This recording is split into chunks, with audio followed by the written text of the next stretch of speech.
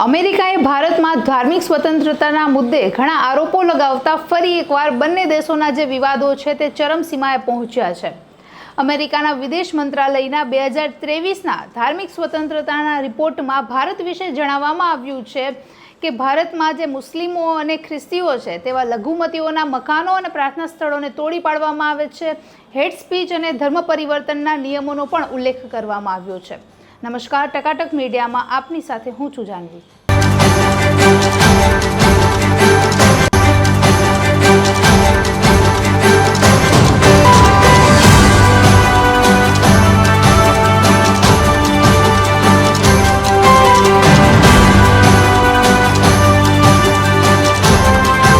ભારત અને અમેરિકા વચ્ચેના સંબંધો છે તે છેલ્લા અમુક સમયને બાદ કરતાં ખૂબ સારા રહ્યા છે।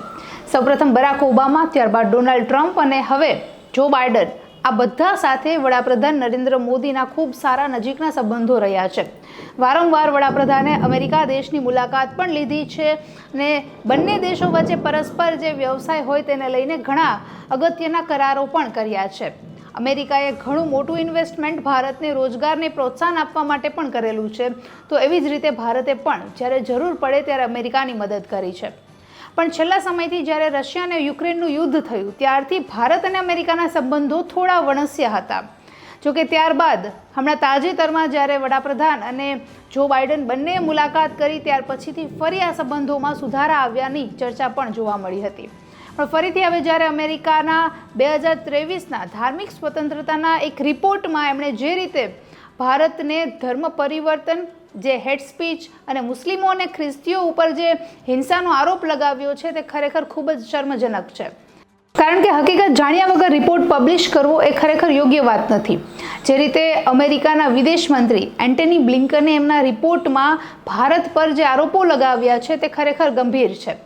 ભારત પર ધર્મ પરિવર્તનના નિયમો અંગેના હેટ સ્પીચ એટલે કે અપશબ્દો બોલવાના અને જે લઘુમતીવાળા લોકો છે એ પછી મુસ્લિમો હોય કે ખ્રિસ્તીઓ હોય તેમના ઘરો અને મકાનો તોડી પાડી ડિમોલેશનના આરોપો પણ લગાવવામાં આવ્યા છે। ખરેખર ભારત એક એવો દેશ છે કે જે વિવિધતામાં એકતામાં માને છે, એ સર્વધર્મ સમાનની ભાવનામાં માને છે।